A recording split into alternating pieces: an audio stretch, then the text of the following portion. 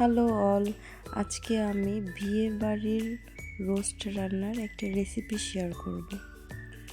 তো আমি একটা সোনালী মুরগিটা রাতে কেটে 4 টুকরো করে নিয়েছি, ফ্রিজিং থেকে বের করে নিলাম। এখন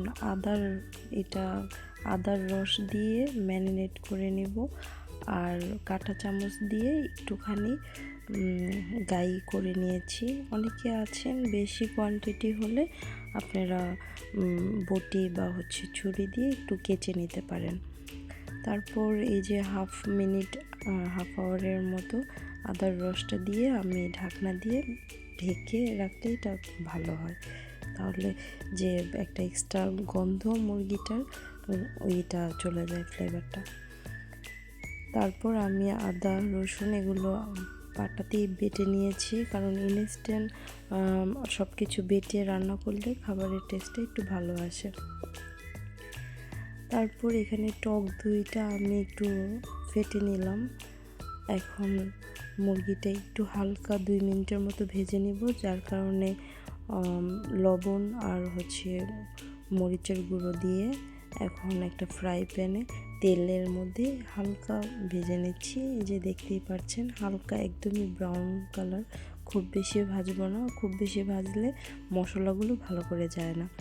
তারপর এখানে আমি একটু ওই সেম তেলের মধ্যে আর একটু তেল অ্যাড করে দিলাম। এখন পেঁয়াজ বেরেস্তা করে নেব। আমার যে রোস্টের রেসিপিটা আজকে আমি পেঁয়াজ বেরেস্তা দিয়ে করব। এটার মেন আইটেমের সিস্টেমটাই হচ্ছে পেঁয়াজ বেরেস্তার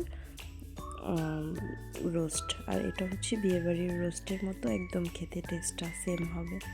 আর আরেকটা স্পেশালিস্ট হলো আমি সরিষার তেল দিয়ে এটা রান্না করব। আপনারা যদি কোয়ান্টিটি বেশি রান্না করেন তখন আপনারা এটা স্কিপ করতে পারেন, এটা অপশনাল।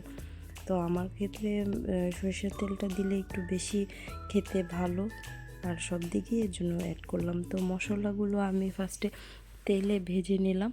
এখন আগে থেকেই যে মশলাগুলো বেটে নিয়েছিলাম, আদা রসুন বাটা, তারপরে পেঁয়াজ বাটা, আর সাথে বাদাম বাটা, এগুলো সব অ্যাড করে ভেজে নিলাম। এখন একটু পানি দিয়ে ভালো করে কষিয়ে নেব।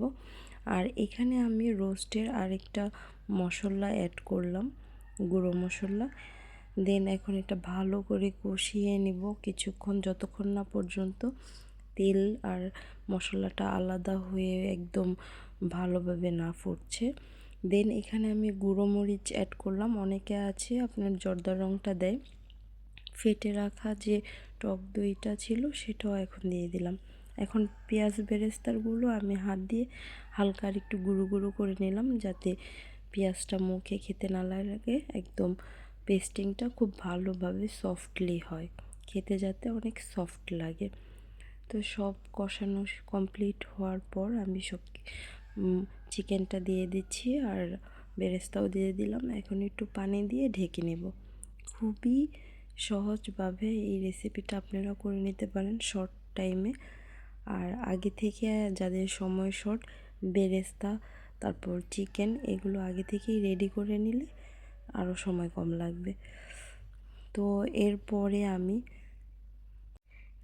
আমি এটা ভালো করে একটু ঝোলটা একটু কমে আসলে আমি কাঁচা মরিচটা না কেটে আস্ত মরিচটাই দিয়ে দিলাম। এরপর একটু গুঁড়ো দুধ দিয়ে পরিবেশন করে নেব। হয়ে গেল আমার রেসিপি। এখন জাস্ট পরিবেশনের পালা। আপনারা সালাদ দিয়ে এরকম সুন্দর করে একটা প্লেটার সাজিয়ে নিতে পারেন। Thank you so much.